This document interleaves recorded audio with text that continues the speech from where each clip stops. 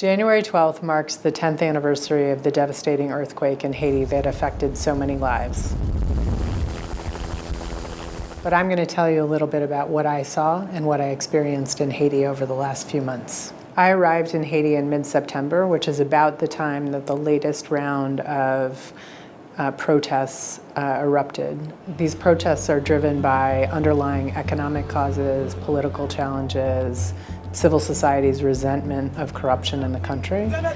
And the reality is that manifests in barricades on the roads, protests on the streets, and violence.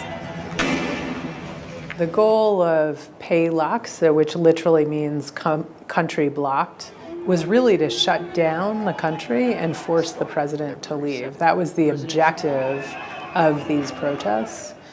But the consequences of those protests are quite wide felt. And for me, the most important consequence is economic. So many large companies have fired large percentages of their workforce. The informal economy virtually shut down.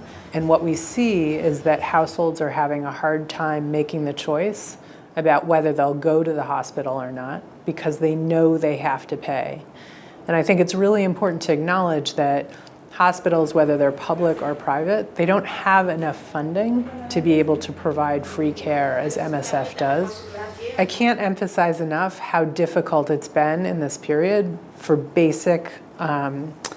basic functioning of hospitals. So throughout it, there were crises for individual things like fuel, oxygen, and other basic medical supplies. But every day, patients need to pay for the very basic supplies that are used to treat them, including gloves, and sutures, and drugs, and other essential ingredients.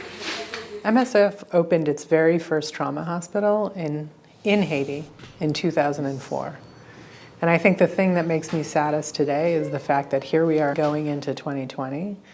We open a new trauma hospital and we see 60% of our cases are gunshot wounds. So irrespective of what's happening in the political and economic crisis, we know today there are many, many people that are affected by personally and deeply by the violence that exists in the city. It's been a pretty incredible few months for MSF, trying in this difficult context to expand our activities. The opening of the Tabar Trauma Hospital was a big challenge, right? It was hard to move trucks on the road. We had to move supplies in. It was hard to recruit staff. So as a sign of the economic crisis, we received more than 37,000 applications for about 300 jobs.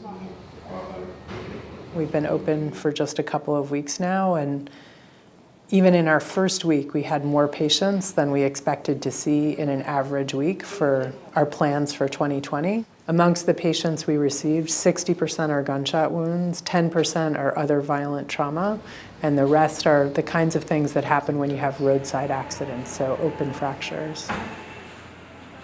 But when I look forward at what Haiti needs today, for me it's really clear that there's a vast array of other health needs that are not being responded to. And so I think that my big complaint for the world is that nobody's paying attention.